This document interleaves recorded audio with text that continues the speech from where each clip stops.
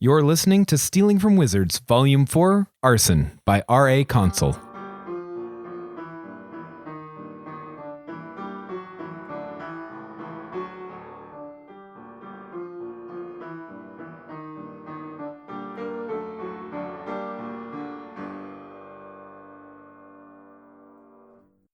Chapter 15.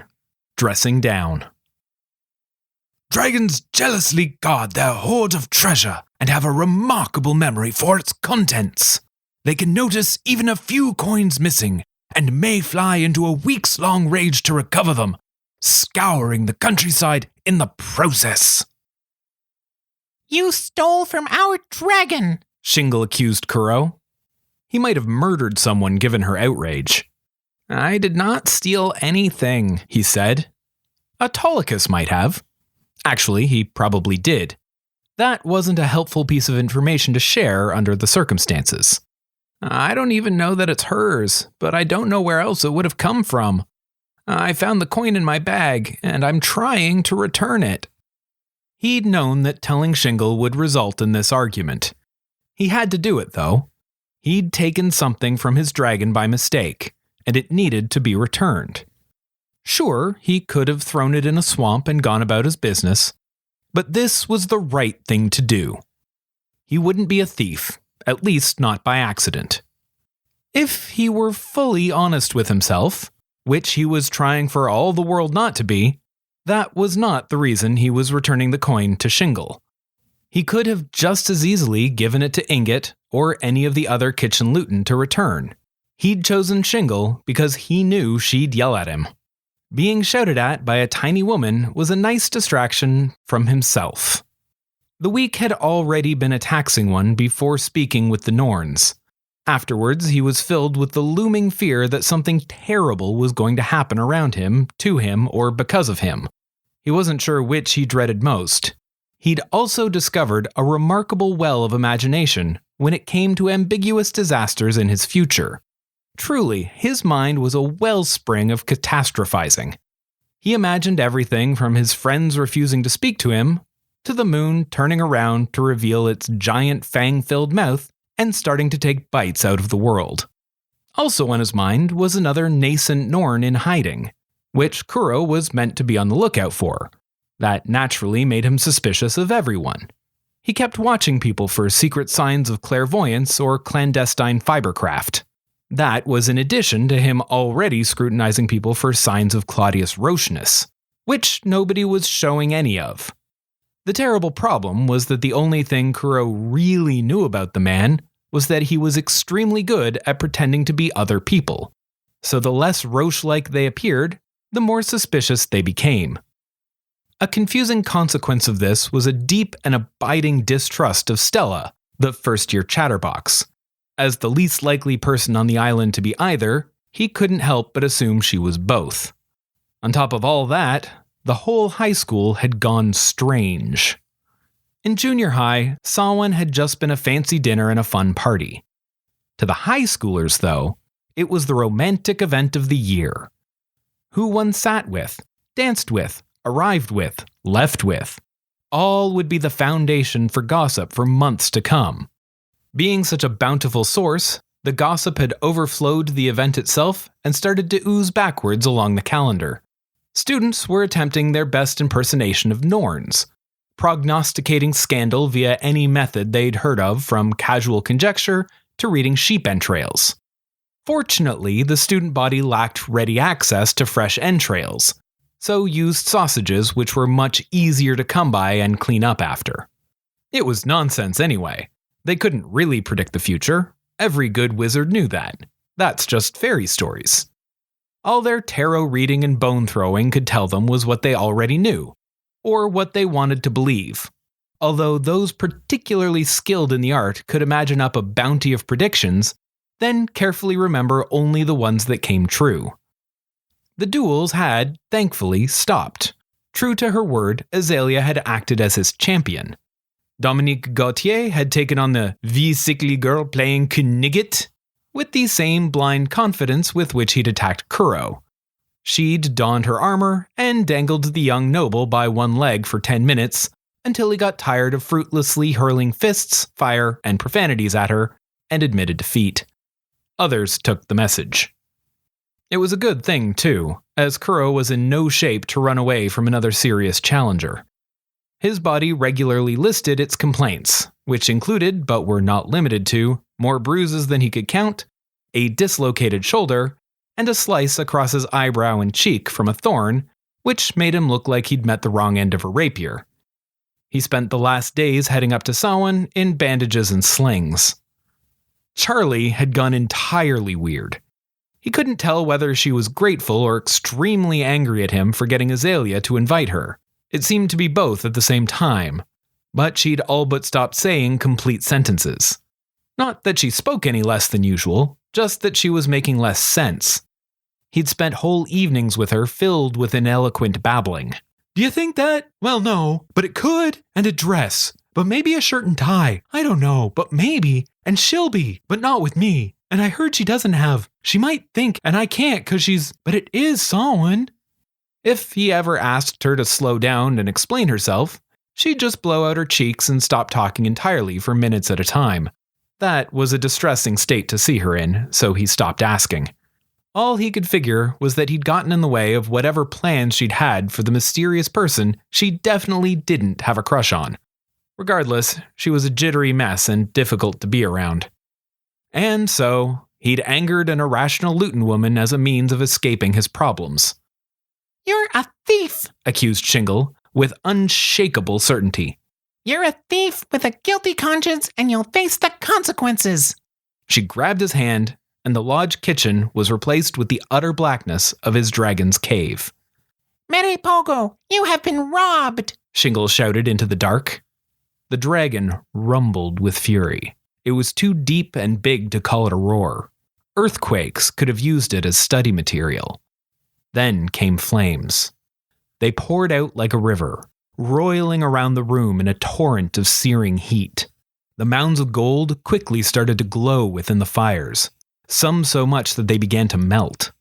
Shingle was gone. She'd angered the dragon and left him to be cooked alive. Perhaps he should have thought about that possibility before he'd bothered her. Obvious in hindsight, really, and an embarrassing last thought. A tornado of flames started to whirl around him, gathering heat and speed. The west wind, doing all she could to drive fresh, cool air down onto him, allowed him to breathe, but the supply in the cave was fast running out. As quickly as it began, it stopped. The air was still throat-singeingly hot, and the glow off the incandescent mounds of gold toasted him like the summer sun. But compared to the flame tornado of death, this was a welcome improvement. His dragon did not pay any attention at all to the tiny thief in the middle of her cave. She was busy inspecting her mounds. She peered at each through one eye and then the other, occasionally reheating one to get it glowing properly and then peering at it again. There was something in her movements that was hard to believe in something so large and powerful. It was panic. Kuro had known some wizards who loved their possessions enough to get quite worked up when they thought they'd been robbed, but nothing to this degree. It was the sort of panic people showed when they thought somebody might have died. Not when someone had definitely died, or when they were about to die themselves, but the frantic, twitching uncertainty of not knowing. She looked over the piles again and again until she was convinced of their integrity.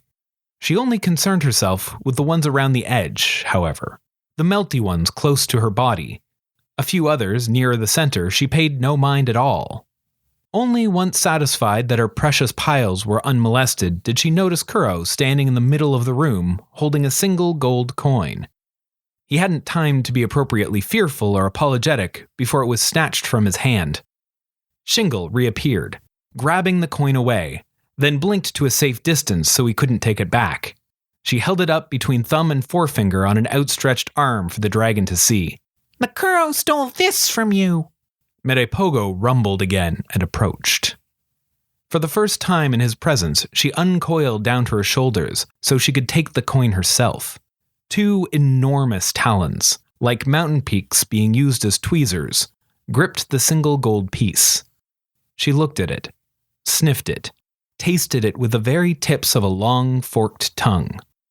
ultimately satisfied by something, she sighed, and the feeling of tension like the whole cave was about to come down subsided.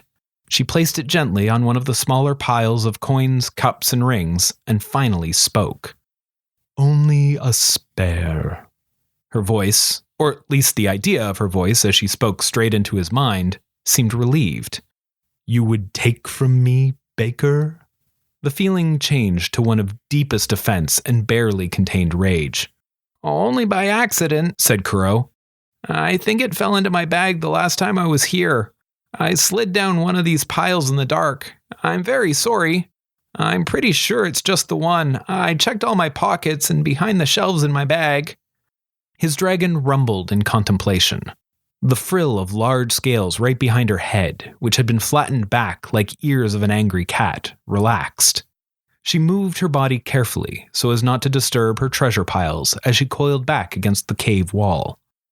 How then, Shingle, did you come to know of this theft? While the words were that of a hound's questioning, the tone was of a mother suspicious of the cookie crumbs on a child's sweater. Shingle shuffled her feet and may have flickered as she contemplated leaving rather than explaining herself.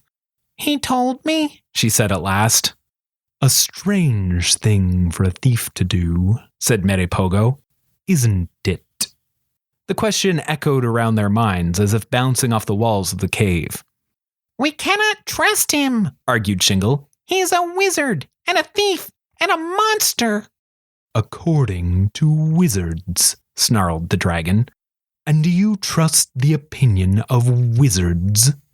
No, Shingle admitted. Do you trust the opinion of Lord Ingot? Yes, said Shingle grudgingly. Do you trust the opinion of your dragon? Yes, said Shingle even more grudgingly. It was an odd thing to witness.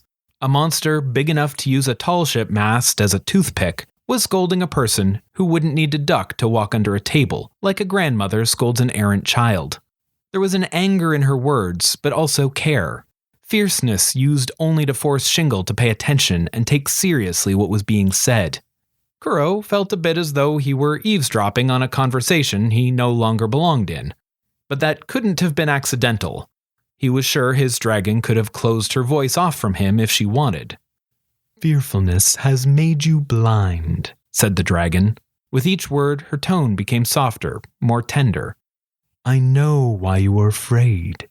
I share your fear. All mothers do. But we must be wise as well. A fearful mother will crush her own eggs in her fretting. A wise mother keeps close those who will keep her brood safe. Am I wise to keep you close, little Shingle? Yes, Merepogo. Shingle sniffled. She pulled her pointed felt hat down over her eyes to hide her tears forming. And are you wise to keep me close? Yes, Merepogo. Kuro was aware there was a lesson going on. Like most of his school lessons, he understood less than half of it. He was comforted, though, that this lesson didn't seem to be for him. Also, that the dragon probably wouldn't require a written examination at the end of term. He stood by quietly so the lesson could proceed uninterrupted, and hoped his interpretation of events was correct, and that he was not going to be barbecued. Have you tasted the baker's work? Asked the dragon of her lutin. There is no malice in his pies, no greed in his tarts, no deceit in his cookies. He is no wizard.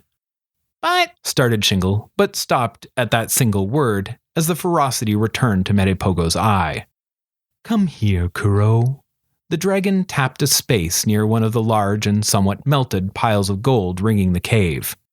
It was unusual for her to call him anything but Baker, and he started to wonder again if he was in trouble. It took a while for him to get there. The cave was quite big, and the scattered coins on the floor made traversal treacherous as they were a bit slippery. Some would try to stick to his shoe. That was a quick path to a repeat of that day's events, so he paused often to kick them free. While he walked, Merepogo asked him a question.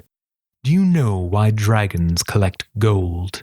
You can't, said Shingle, but silenced herself before the dragon had a chance to. I can, replied Merepogo smoothly. and I choose to trust the baker. He keeps his promises. Kuro was still part of a lesson he didn't understand. All he could do was play his part as best he could and hope he got it right. "I know why wizards say they like treasure," answered Kuro. "Dragons are like magpies, attracted to shiny objects. They decorate their nests to attract a mate. Refined gold is shinier than anything found in nature, so it triggers an unnaturally strong response." The dragon chuckled. Is that what they believe? "It's what they write down," said Kuro. That, he knew, wasn't exactly the same thing. Wizards weren't in the habit of writing down what they really believed, only what they wanted other wizards to think they believed. Dragons hoarding shiny objects just for their glitter also didn't make any sense given what he'd seen. Or rather, what he'd been unable to see. Mounds of gold shone only in the light. Dragons lived in dark caves. Wizards do have such incredible minds and short memories. The dragon continued to laugh, which made the scales all along her body rattle like a hailstorm. First they steal our gold and pound it into little trinkets, then think we're silly birds when we take it back. How very creative. Why we collect gold, what gold is for, is not to decorate our nests, but to build them. We bury our eggs in gold. Our eggs must be warmed by our fire, then let cool. Over the centuries they take to hatch. They will wither and crack without gold to protect them. Clarity washed over Kuro. Keeping a dragon and her hoard secret from wizards had made enough sense that he hadn't questioned it. Wizards would inevitably try to study her and steal her gold. Given that study could mean anything from observing at a safe distance to dissecting and selling off her bits, that made it all the more reasonable. This being a nest full of eggs was a whole other story. There were dozens of defenseless, not yet dragons hidden here. "I understand why you were all so upset about my finding this place." He thought it best not to blame Shingle at that moment for his finding of the cave. She was looking rather downcast after being so thoroughly chastised by her dragon. It wouldn't take much to fan that smoldering embarrassment into fiery resentment. He didn't want to end up being left at the bottom of a well on the far side of the planet. It is at least half the reason. The dragon left the words dangling, as if waiting for someone to fill the void. When none came, she sighed like a schoolteacher whose student had failed to grasp a lesson for the 12th time. Visit any time, Baker.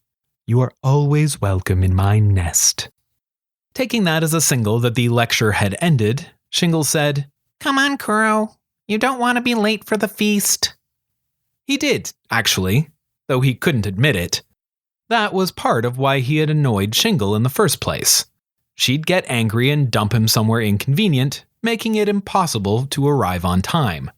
It had been an impulsive and ill-considered plan to avoid having to face the terrible awkwardness he anticipated at the start of the feast, when everyone was too polite to do anything at all other than compliment each other, even though half the room wanted to leave immediately to start kissing, and the other half just wanted to eat dinner. Kuro was solidly in the latter half. He could happily skip all the swooning and go straight to the salads. He only recognized that being late had been his hope when he found himself disappointed to be returned safely and promptly to the lodge kitchen. Without a lutin dropping him in a swamp as an excuse, he resigned himself to getting dressed. Whatever else they might be, the Norns were outstanding tailors. His outfit fit him as though he were made for it, which felt very strange. Kuro wasn't used to things fitting properly. He was always the wrong size in at least one direction. Even if he could get something the right length, he could usually fit nearly two of him inside it. This was different. He filled the cream linen tunic with just enough space left to move comfortably. The dark trousers fit snugly from waist all the way down his shin, where they and his feet slipped easily into tall leather boots. Those boots were nearly as comfortable as his sneakers. It felt like he'd stolen them from someone because they were already worn in and supple. They'd given him a beautiful riding jacket made of a black-on-black brocade, with a pattern so elegant and subtle, He couldn't imagine wearing it outside, let alone on a horse. And finally, a sash of fresh detritus tartan to tie around his waist. Looking in the mirror, he cursed the Norns and didn't feel bad about it. They knew exactly what they had done, and he was convinced they were giggling to themselves about it. He looked like a thief. Not an actual thief, though. Actual thieves looked as much like ordinary people as possible. They definitely didn't have polished buttons and buckles to catch moonlight. No, Kuro looked how people imagined thieves to look. They dressed him as the sort of gentleman rogue that shows up on the cover of romance novels, robbing coaches of swooning ladies with plunging necklines. "You look downright dashing," Charlie informed him as she forced him into a seat and attempted to do something with his hair. "She'll probably melt when she sees you." "Who will?" asked Kuro. "What? Oh, everyone," she corrected herself, and yanked a comb through his hair to distract from further questioning. There was something Charlie was dedicatedly not talking about related to the feast. Possibly two things. One she wouldn't talk about, though occasional implications slipped through. He didn't think the slip-ups were accidental. It was almost like she was trying to give him hints, but wouldn't tell him directly and denied everything when asked. The other she couldn't talk about. It wasn't a secret, she just short-circuited whenever she thought about it. "I wish I looked that classy, 'cause then she might, but only..." When this happened, Kuro had to interrupt her or she'd just stutter herself into a heap on the floor. "Do you want to wear it then?" he proposed, then winced as she encountered a knot in his tangled mop of hair. She probably would have taken him up on the offer had it been in her size. Even if she managed to get the jacket over her shoulders, the sleeves would barely pass her elbows. "Nah, I'm pretty happy with how this turned out, and I worked pretty hard on it." Having been unable to decide between a dress or suit, she'd sort of split the difference.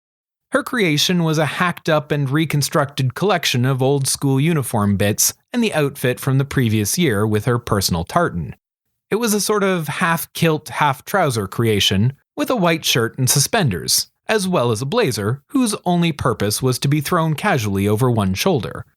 It looked quite stylish and might have even been described as cool if it hadn't contained a Charlie.